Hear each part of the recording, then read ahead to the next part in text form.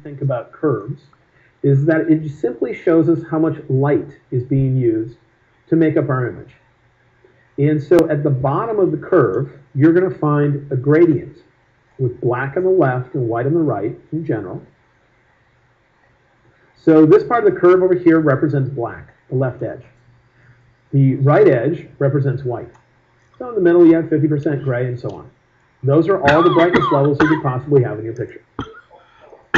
Then we have a diagonal line above that. That diagonal line simply represents how much light would you use to create the shades of gray that might be in your picture.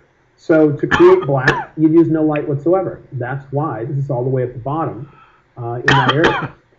To create white, over here, you would use as much light as you possibly could. And that's why this is all the way to the top.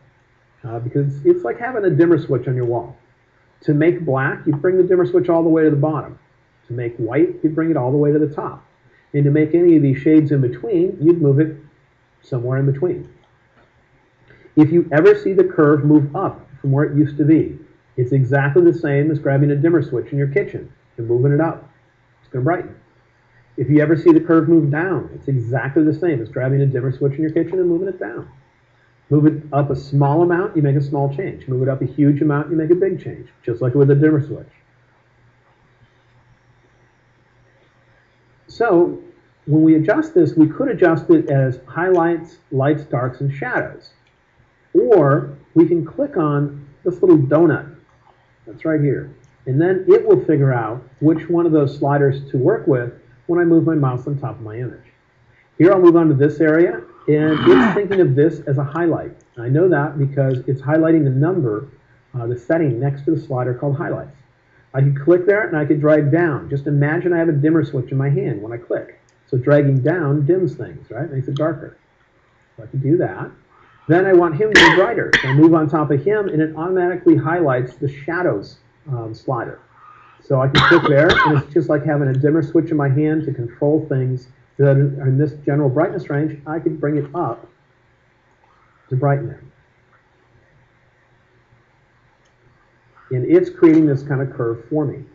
I personally don't use this all that often, this thing where you click on the donut and click on your picture.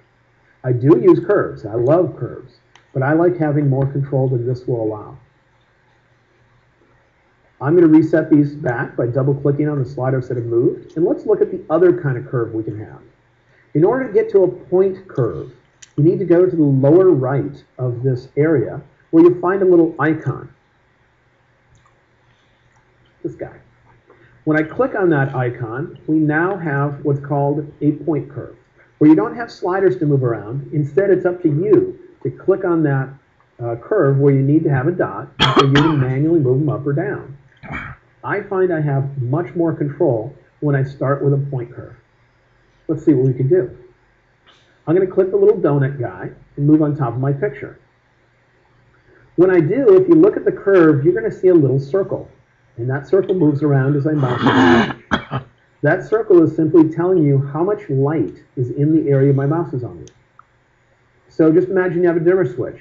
It's telling you how high the dimmer switch would be for that particular area. So if I want to darken this area, what I do is I click, and then I just drag up or down. And imagine I have a dimmer switch in my hand to dim that around. Then I go to a different area of my picture, click, and it tries to isolate things of that brightness, and now I have a dimmer switch for it, and I can drag up or down. It sounds somewhat similar to when we were using the kind that was called parametric curve, but it's not the same. The difference is how precise these things are being added. It's precisely measuring those instead of generically calling them shadows or highlights or generic categories.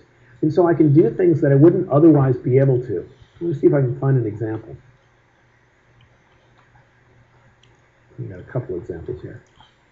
Let's say I want there to be more contrast between the part of these stairs that doesn't have any paint on it and the parts that have been painted white. Well, I'm going to come in here and say I want not the parametric curve, but the point curve by clicking on that little guy. If I already see any dots in here, you can clear them off. You can set a little menu here to a choice called linear. That just means get rid of all the dots.